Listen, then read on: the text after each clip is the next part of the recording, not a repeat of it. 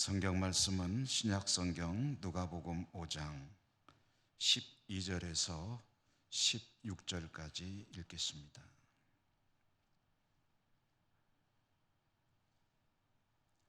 한 절씩 교독하겠습니다. 예수께서 한 동네에 계실 때 온 몸에 나병 들린 사람이 있어 예수를 보고 엎드려 구하여 이르되 주여 원하시면 나를 깨끗하게 하실 수 있나이다 하니 예수께서 손을 내밀어 그에게 대시며 이르시되 내가 원하노니 깨끗함을 받으라 하신대 나병이 곧 떠나니라. 예수께서 그를 경고하시되 아무에게도 이르지 말고 가서 제사장에게 네 몸을 보이고 또 네가 깨끗하게 됨으로 인하여 모세가 명한 대로 예물을 드려 그들에게 입증하라 하셨더니 예수의 소문이 더욱 퍼지매 수많은 무리가 말씀도 듣고 자기 병도 고침을 받고자 하여 모여오되 예수는 물러가사 한적한 곳에서 기도하시니라. 아멘. 오늘도 주님의 은혜가 여러분과 함께 하시기를 기원합니다. 우리가 이제 수요일에 신약 성경 읽기를 시작해서 오늘이 9번째로 누가복음의 말씀을 읽었고요. 신약 성경 전체를 가급적 시대 순으로, 그러나 꼭 시대 순으로 맞출 수는 없습니다. 그래서 이야기 순으로 쭉 읽어 나가되 복음서는 누가복음을 중심으로 하면서 마태복음과 마가복음과 요한복음을 적절히 함께 섞어가면서 읽는 그런 순서로 복음서를 전체를 한 100번 정도에 나누어서 읽는 것으로 생각하고 있습니다. 그 뒤에는 이제 교회 이야기죠. 사도행전 이야기를 또 한 100차례 정도를 생각하고 있는데 사도행전은 읽어나가면서 사도행전과 함께 그때그때 발생하던 이야기들이 이제 서신서들이거든요. 서신서 이야기를 중간중간에 삽입해 가면서 역사 시대 순으로 읽어나가려고 합니다. 그래서 오늘 이제 복음서를 읽기 시작한 지 9번째 되었는데요. 우리가 누가복음을 중심으로 하기 때문에 이 누가복음의 큰 덩어리를 여러분들이 좀 머릿속에 뇌리속에 기억하시고 이 성경을 읽어나가면 좋겠다 하는 생각입니다. 누가복음도 그렇고 마태복음, 마가복음 비슷한데요. 요한복음은 조금 다릅니다만은 어쨌든 이 누가복음을 중심으로 보면은 예수님의 생애 전체를 다루는 이 복음서는 크게 네 덩어리의 이야기로 담고 있습니다. 네 덩어리에서 첫 번째는 이제 순서대로 네 덩어리죠. 첫 번째는 일종의 서론격으로 예수님 탄생 이야기 그리고 어린 시절 이야기를 다루는 부분을 첫 번째 대목으로 봅니다. 처음 덩어리. 우리는 이미 그 이야기는 이제 읽어 지나왔죠. 두 번째 덩어리는 예수님의 초기 사역 이야기입니다. 그래서 예수님의 초기 사역이 주로 갈릴리 지방을 중심으로 이루어졌기 때문에 공간적인 배경은 갈릴리, 그곳에서 예수님께서 하신 일들과 가르치심, 그 이야기들을 다루는 것이 누가복음의 두 번째 덩어리입니다. 우리는 지금 그 두 번째 덩어리의 초입 부분을 읽고 있습니다.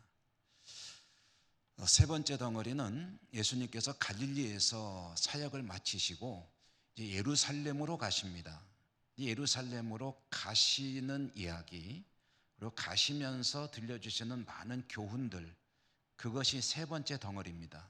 그러니까 갈릴리를 떠나서 예루살렘으로 이동하시는 중간중간에 일어나는 이야기들, 그리고 그때그때 주신 가르침들을 묶어놓은 것이 이제 누가복음의 세 번째 덩어리입니다. 우리는 그 이야기를 이제 좀 나중에 읽게 되겠죠. 그 다음에 마지막 네 번째 덩어리는 예루살렘에서 일어난 일입니다.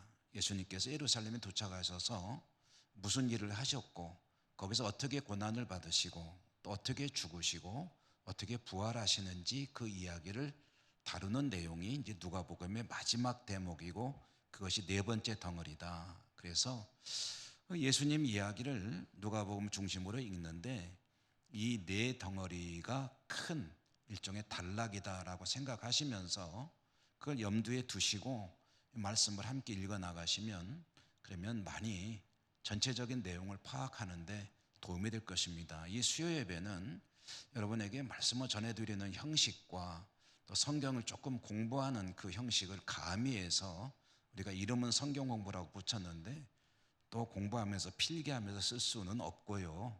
그래서 설교와 성경 공부를 좀 어중간하게 섞어가지고 여러분에게 말씀을 전해드리기 때문에 그런 내용들을 염두에 두시고 말씀을 들으시면 많이 도움이 되겠습니다. 두 번째 덩어리 예수님의 갈릴리 사역, 이것은 이제 대체로 어디까지 진행이 되냐면 누가복음 9장 말미 부분까지 갑니다. 예수님께서 누가복음 말미 9장 끝 부분까지 가면은 이제 그때 예루살렘으로 가겠다라고 하면서 예루살렘으로 떠나는 이야기가 나옵니다. 그때부터는 세 번째 덩어리가 되겠죠. 그때까지는 그러니까 누가복음 9장의 말미쯤에 읽을 때까지는 이제 두 번째 예수님의 갈릴리 사역 이야기를 우리가 읽고 있구나 하는 것을 기억하시며 말씀을 함께 읽어 나가시면 좋겠습니다. 오늘 크게 두 번째 덩어리인 예수님의 갈릴리 사역 이야기 중에서 오늘 우리가 받은 말씀은 이제 예수님의 치유 사역 이야기죠. 두 번째 덩어리에 처음 말씀드렸던 부분은 예수님께서 나사렛 회당에서 설교하셨다는 이야기, 그리고 두 번째는 예수님께서 베드로를 부르셨다는 이야기, 그리고는 세 번째로 예수님께서 나병, 한센병 환자를 고치는 이야기, 이것은 이제 갈릴리 사역의 세 번째 이야기로 우리가 잠시 말씀을 들여다보도록 하겠습니다. 오늘 있었던 스토리, 이 이야기의 줄거리를 대략 정리해 보면은 이제 이런 이야기죠. 예수님께서 어떤 동네에 계셨는데 그래서 어떤 동네라고 했기 때문에 그 동네가 어딘지는 모릅니다. 그러나 예수님의 사역이 주로 가버나움, 갈릴리의 중심 도시 중에 하나인 가버나움에서 주로 벌어졌기 때문에 뭐 가버나움이라고 생각해도 뭐 틀리지 않을 것입니다.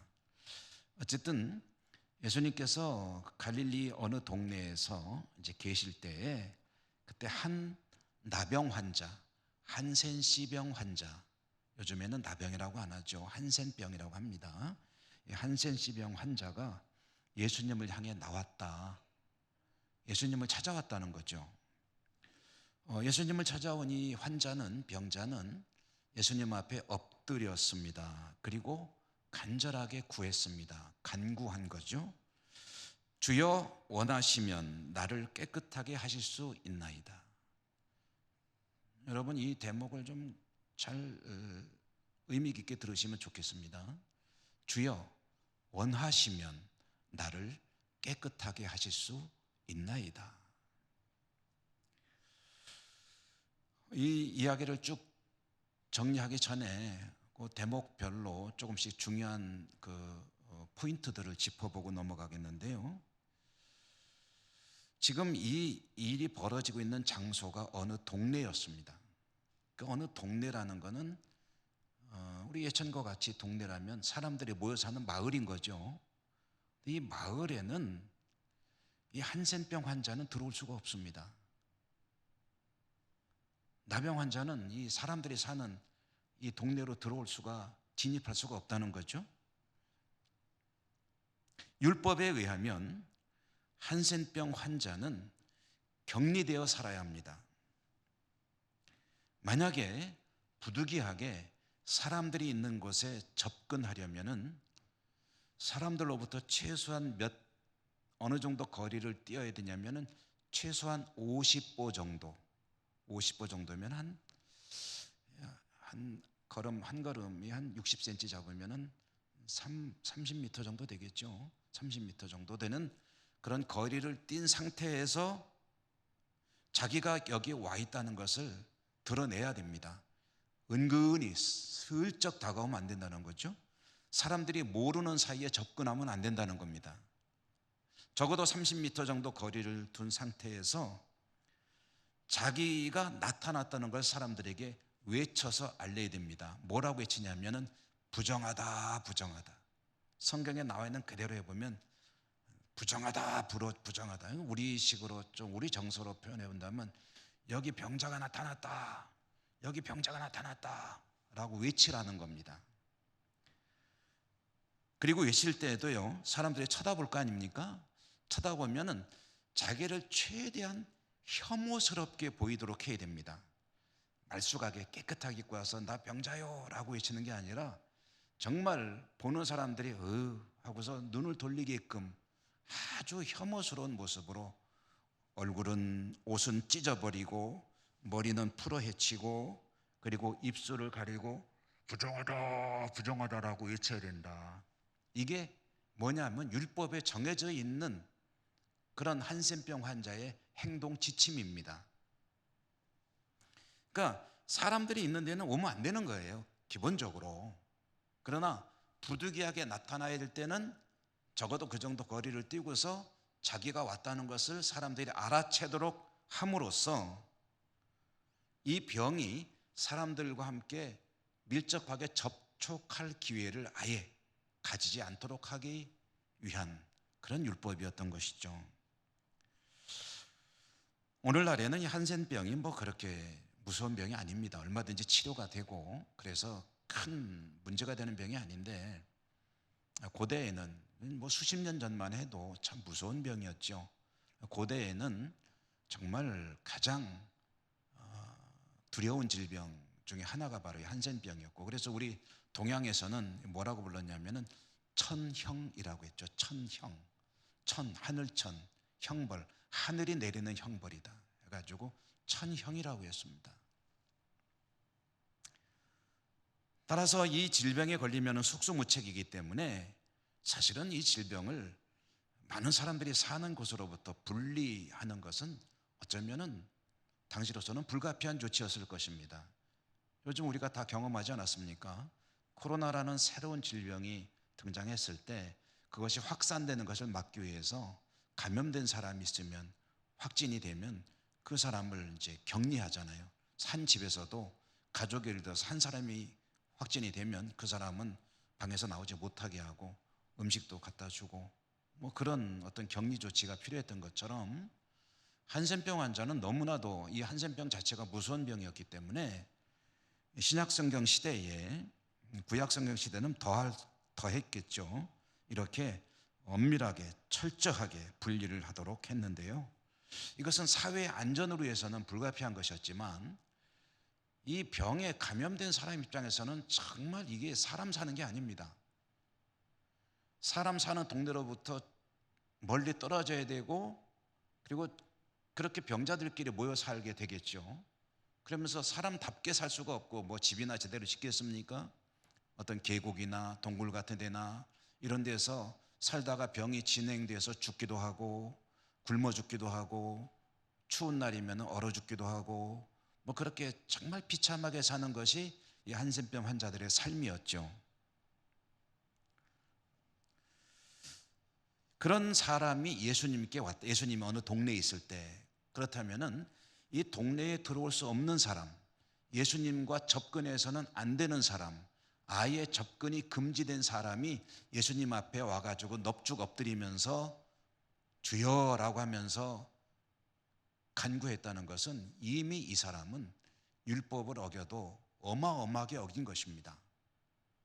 그러니까 그 자리에서 돌에 맞아 죽어도 할 말이 없는 그런 심각한 범죄를 저지른 것입니다. 그런데 이 사람 입장에서는요, 이게 뭐냐면 율법이든 뭐든 다 필요 없다는 거예요. 차라리 내가 죽을 때, 돌에 맞아 죽을 때 죽더라도 이 병하고 뭔가 결판을 내야 되겠다. 죽든지 아니면 병이 낫든지 둘 중에 하나를 해야 되겠다. 선택을 그렇게 한 겁니다. 차라리 이 병을 가지고 살아가느니 맞아 죽지 뭐 하고 이제 마을로 달려온 거예요. 그런데 무작정 달려온 게 아니죠. 이 사람이 어떻게 알았는지 알 수는 없지만 나사렛 선지자 예수라고 하는 그 양반을 만나면 병을 고칠 수 있다는 희망을 가지고 나온 겁니다. 근데 어느 정도 희망이었느냐? 이 사람이 가지고 나온 기대, 희망, 그것은 믿음이죠. 어느 정도 믿음이냐 하면은 이 사람의 외침 속에 그의 믿음이 들어 있습니다. 뭐라고 외쳤습니까? 주여, 원하시면 나를 깨끗하게 하실 수 있나이다. 여러분, 이게 무슨 의미입니까? 이렇게 말하는 이 사람의 믿음이 어떤 것입니까? 주여, 원하시면 나를 깨끗하게 하실 수 있나이다라는 말은 크게 두 가지 내용을 담고 있죠. 적어도 주께서, 당신께서, 선생님께서 나를 고치려기를 원하신다면 고치는 것은 문제가 없다는 그런 이야기죠. 고칠 수 있으십니다. 다만 그런 의사가 있는지는 모르겠네요. 원하시면, 주여 원하시면 나를 깨끗하게 하실 수 있나이다. 원하실지 안 하실지는 나는 모르겠습니다. 그렇지만 당신은 내 병을 고칠 수 있는 분입니다. 이 말 속에 얼마나 많은 이야기가 들어있습니까? 나는 지금 여기에서 사람들이 돌로 쳐 죽여도 할 말 없는 사람입니다.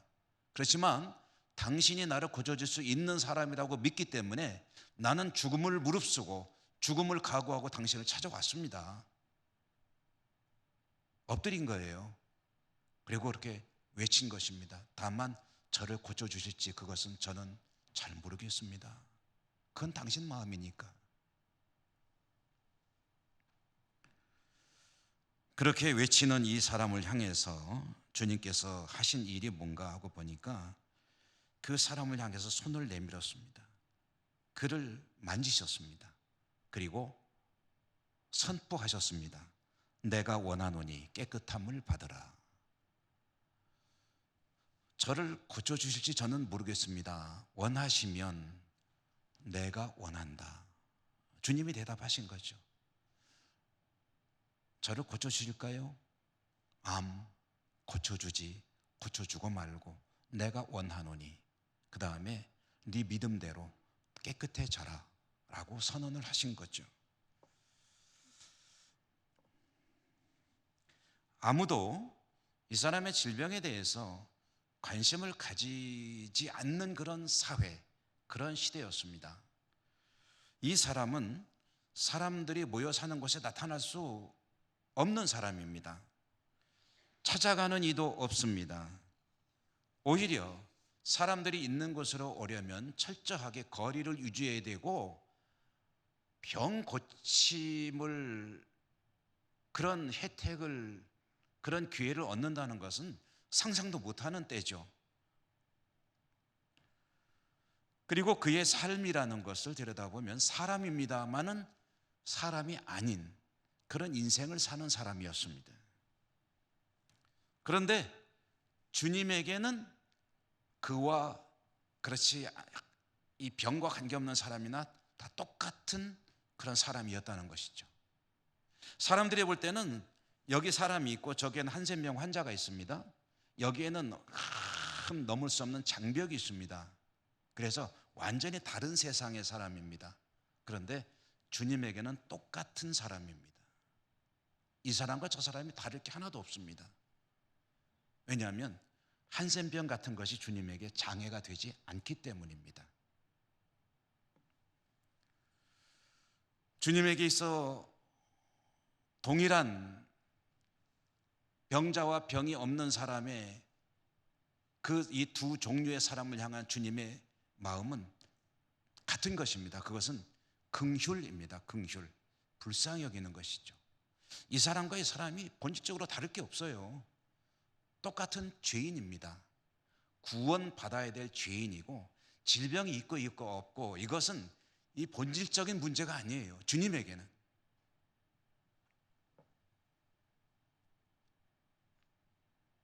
오늘 말씀에 보면은 주님께서 환자를 향해 손을 내밀어 대시며 말씀하셨다라고 하는데요. 주님께서 환자에게 손을 내밀어 대셨다. 그 손을 내밀어 그 몸에 접촉을 하시며 말씀하셨다. 누가복음이 그 사실을 전해주고 있는데요.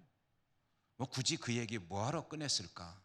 그냥 병 고쳐주셨다라고 하면 될 거를 주님은 손을 내밀어 그 한센병 환자에게 손을 대시며 말씀하셨다라는 이 동작을 굳이 설명한 이유가 무엇일까? 여러분 어땠을까요? 만약에 주님께서 손을 대지 않고 말로만 하셨다면 병이 안 났을까요? 안수받는 거 좋아하시는 분들 계시죠? 누가 안수해서 기도하면 병이 낫고 안수 안 하고 기도만 하면 병이 안 나을까요? 안수하기 때문에 병이 나을까요? 기도하기 때문에 병이 나을까요? 안수하기 때문에 병이 나을까요?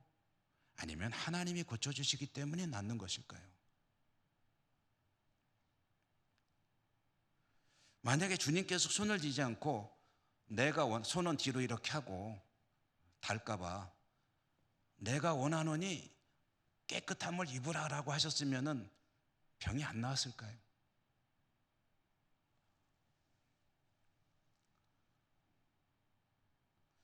당연히 병은 나았겠죠.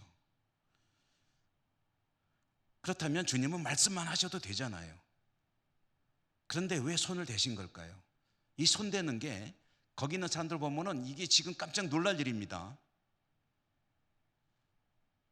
거리가 가까운 것도 문제지만은 제일 큰 문제는 접촉하는 거거든요. 이 손을 대는 거는 이건 절대로 있어서는 안 되는 일이거든요. 여러분 코로나가 유행할 때 우리가 얼마나 손을 하루에 저도 한 20번씩 씻었거든요. 나갔다 오면 씻고 뭐 만지면 씻고 처음에는 그랬습니다. 나중엔 한 10번 정도 씻은 것 같아요. 손 씻고 또 씻고 뭐만 하면 또 씻고 하도 방송에서 그러라고 그래가지고 안 씻으면 큰일 나는 줄 알고 뭐만 만지면 여기 막 뭐가 묻어 있는 것 같아요. 가지고 막 그것도 비누로 안 씻고 소독제로 씻고 그랬는데 그러다 보니까 손이 피부가 거칠어지더라고요. 하도 독한 요거로 씻어서 그런지. 주님은 말씀만 하셔도 되는데 굳이 왜 손을 내셨을까? 더군다나 거기 있는 사람들이 다 경악할 일인데 아니 저거 지금 뭐 하는 거야? 아니 저 더러운 작자에게 손을 대다니 지금 저 사람 저 뭐 하는 거야?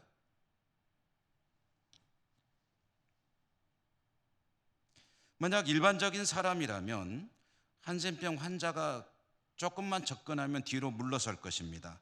조금이라도 이 옷깃이라도 스치면 큰일 나기 때문에 이러고서 물러섰을 거예요. 이것은 두 가지 의미가 있습니다. 첫째로는 위생적으로, 보건학적으로 이 사람의 그 세균이, 질병이 나에게 옮아올 가능성이 있기 때문에 접촉을 하면 안 됩니다. 근데 그보다 더 중요한 게 있습니다. 뭐냐면 이 나병, 한센병 환자는 부정한 사람이거든요. 영적으로 부정한 사람입니다. 그런데 이 부정한 사람과 접촉하면 나에게 그 부정이 전가되어 온다고 생각합니다. 그들은 그렇게 믿었다는 거죠. 그러니까 질병이 옮겨오는 것도 문제지만은 질병보다 더 큰 문제는 이 사람과 똑같이 부정한 인간이 되기 때문에 이제는 이 사회 공동체에서 내가 제대로 생활할 수가 없는 그런 존재가 되는 거예요. 그러니 이 두 가지 차원에서 이 한센병 환자와 내가 접촉한다는 건 이건 절대로 있어서는 안 되는 일입니다. 예수님은 손 안 대도 돼요. 그냥 병이 나아라, 깨끗하여 지어라, 내가 원하노니 깨끗할지어다 라고 말씀만 하시면 되는데 근데 굳이 일부러 손을 내밀어 그에게 손을 대시며 말씀하시기를 내가 원하노니 깨끗함을 입으라. 왜 사람들이 의학하는 그런 행동을 하셨을까? 누가복음이 왜 그 사실을 일부러 전해주는 것일까?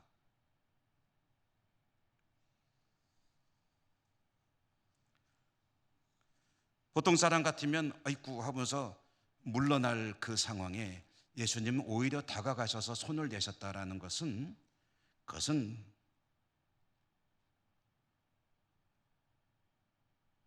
환자를 향한 이 땅의 모든 사람들을 향한 주님의 마음이 어떤 것인지를 상징적으로 보여주는 사건이죠.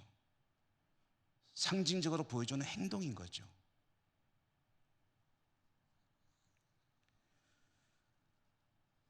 환자를 향한 주님의 마음은 모든 사회적인, 율법적인, 종교적인 그런 위생적인, 보건적인 그런 모든 장벽을 뛰어넘는 것이었다.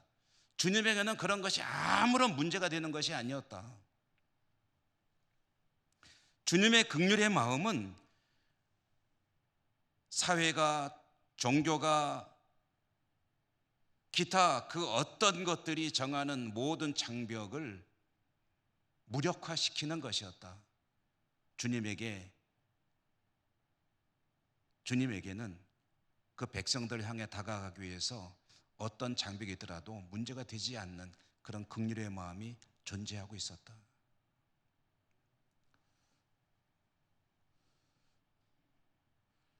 우리가 찬송하지 않습니까? 나 같은 죄인 살리신. 나 같은 죄인에게 어떻게 주님이, 그런데 나 같은 죄인에게든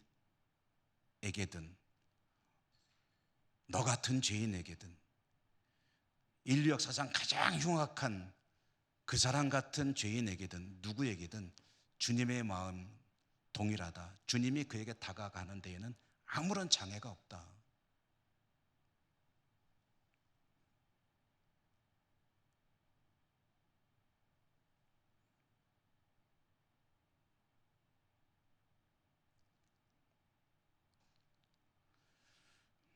좀 전에 말씀드렸는데요, 이렇게 접촉하면 이게 위생적인 문제뿐 아니라 영적으로 부정이 옮겨온다라고 생각을 했기 때문에 여러분 성경 읽어보시면 그거 많이 보시죠. 바리새인들이다, 율법 교사들이다, 율법 학자들이다, 이런 사람들은 세리나 또는 죄인들이나 성경에 나오는 표현으로 창기들이나 이런 사람들과는 아예 상종을 하지 않지 않았습니까? 근데 예수님은 이 사람들과 스스럼 없이 어울리고 같이 밥도 먹고 같이 교제를 했단 말이에요. 근데 이 사람들이 전부 부정한 사람들이거든요. 근데 예수님이 그들과 함께 어울릴 때에 그 부정이 다 예수님에게로 넘어올 텐데 저 작자가 저 사람 왜 저러는 거야? 라고 손가락질 했잖아요. 지금 똑같은 상황입니다. 영적으로는 한센병 환자에게 손을 댄다는 것은 그의 부정이 나에게 넘어오는 것이라고 믿기 때문에 이 사람하고는 절대 접촉을 하면 안 됩니다. 아예 상종 안 하는 게 제일 상책이죠.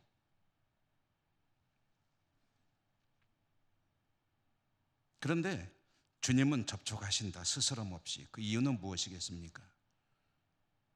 원리는 간단합니다. 이 사람의 부정이 나에게 영향을 미치는 것이 아니라 이 사람의 부정함에 나의 정결함이 영향을 미치기 때문입니다.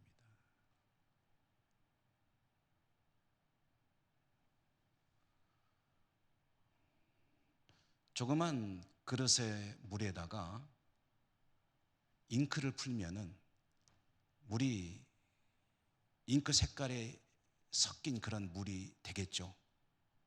그렇지만 바다에다가 잉크 한 병 부어봤자 아무런 표시가 나질 않습니다. 큰 물은 그 모든 것을 받아들여 희석시켜 버리죠. 작은 물은 그것에 오염이 되게 되겠죠. 사람들은 자신이 작은 그릇의 물이라고 생각합니다. 잉크가 튀어 묻을까 봐 걱정하는 거죠. 내 물 색깔이 변할까 봐 걱정하는 거죠. 근데 예수님은 바다예요. 아무리 갖다 들이부어도 조금도 변하는 것이 아니라 그 물 자체를 깨끗한 물로 바꿔버립니다. 그게 부정함의 이동에 관한 예수님의 생각과 그 당시 유대인들, 이스라엘 사람들의 생각의 차이입니다. 여러분 어떤가요? 누군가가 예수님을 만나기 때문에 예수님이 부정해집니까? 예수님이 죄인이 됩니까? 아니면 누군가가 예수님 만나기 때문에 예수님 때문에 그의 죄가 깨끗해집니까? 어떤 쪽입니까? 무엇이 어느 쪽에서 어디로 흘러갑니까? 물은 높은 곳에서 낮은 곳으로 흐르죠. 예수님의 정결함은 누구든지 예수님을 만나는 사람들에게 흘러 들어갑니다. 그래서 그를 정결하게 합니다. 그의 부정함이 예수님의 정결함을 오염시키는 게 아니고 손상시키는 게 아니에요. 예수님의 정결함이 그에게 흘러들어가서 그를 정결하게 바꾸는 것이죠. 그러므로 예수님을 스스럼 없이 만지고 스스럼 없이 접촉하고 예수님을 통해서 모든 부정한 사람들이 정결함을 입게 되는 것인데, 사람들은 그걸 모르죠. 바다인데 요만한 그릇인 줄 아는 거죠. 그래서 아이고 저거 잉크 묻겠는데, 오물 묻겠는데, 그래가지고 걱정하고 있는 것이죠. 자신들과 똑같은 건 줄 알고.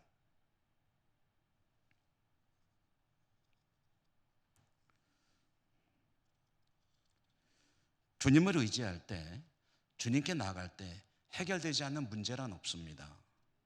주님께 나아갈 때 용서받지 못할 죄란 없습니다. 주님을 의지할 때 모든 근본적인 죄의 문제들은 다 해결이 저절로 되게 됩니다. 주님의 정결함이 나에게 옮겨오기 때문입니다. 오늘 말씀에 보면 한 가지 이야기만 더 말씀드리고 마치려고 하는데요. 오늘 말씀에 보면은 주님께서 이 사람에게 뭐라고 그러셨냐면 14절 말씀인데요. 여러분 14절 한번 같이 읽어보실까요? 14절 예수님께서 하신 말씀이죠. 읽습니다.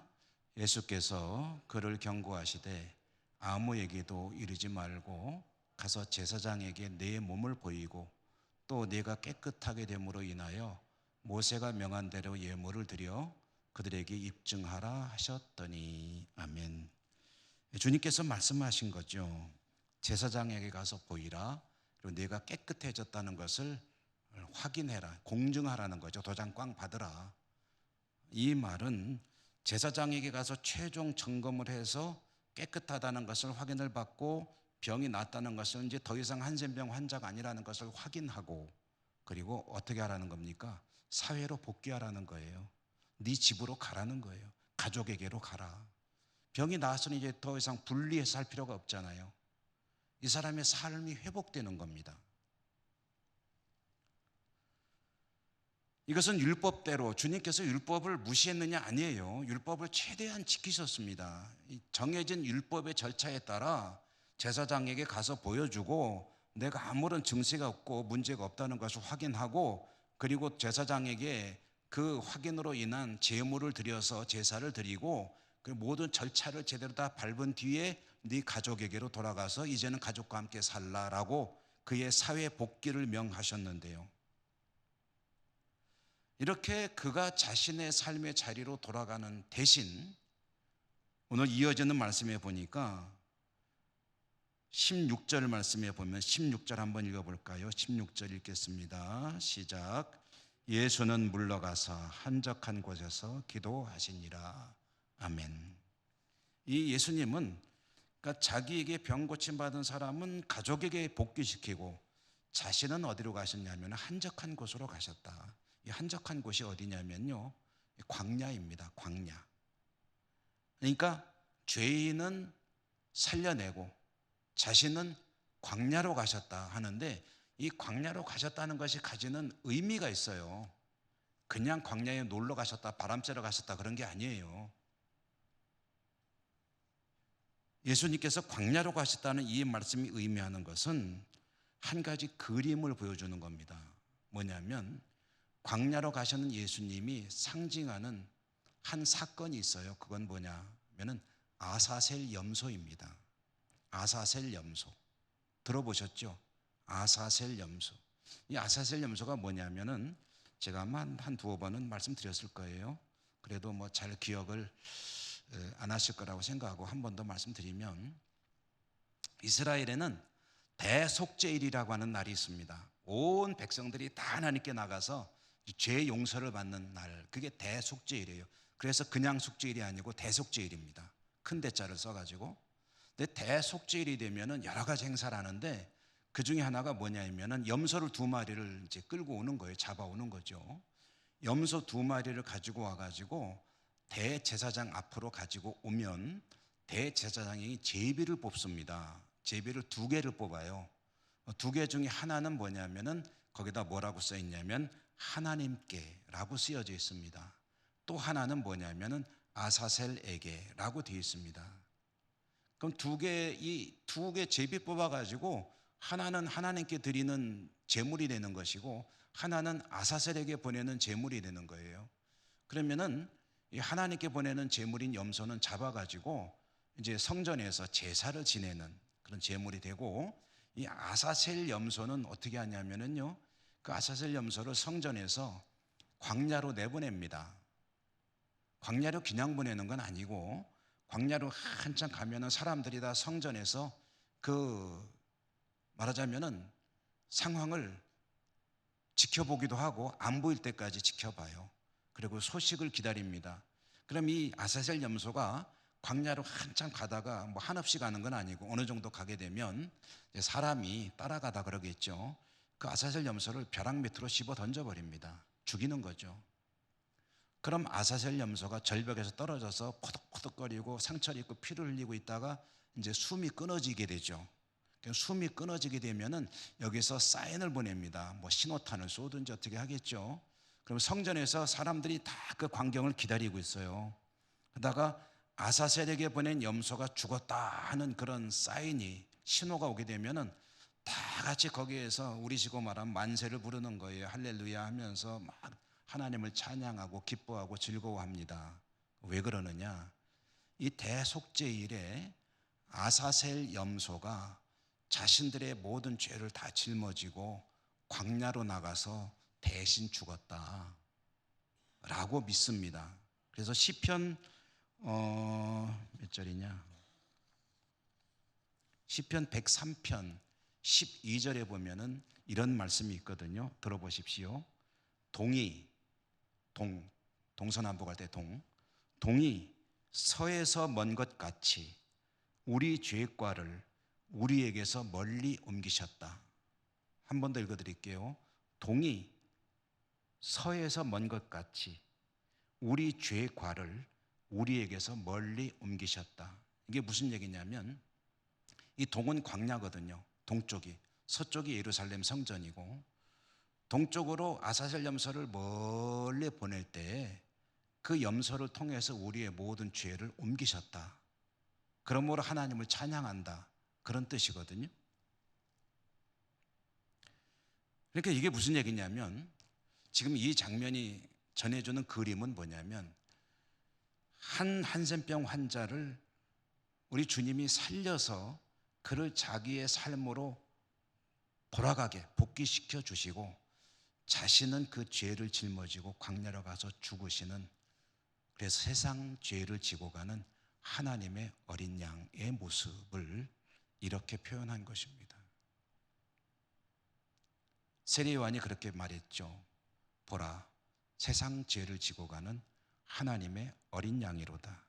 그게 바로 아사셀 염소를 가리키는 표현입니다. 예수님께서 한센병 환자의 병을 고치시고 그를 사회로, 그의 가정으로 복귀시켜 주시고, 그와 접촉한 자신은 율법에 따라 모든 죄를 짊어지고 광야로 나가고 있다. 그가 바로 세상 죄를 지고 가는 하나님의 어린 양이다. 그 이야기가 광야로 가셨다는 이 이야기 속에 들어있는 의미입니다. 갈릴리에서의 치유 사역을 우리는 한동안 계속 읽어 나갈 것입니다.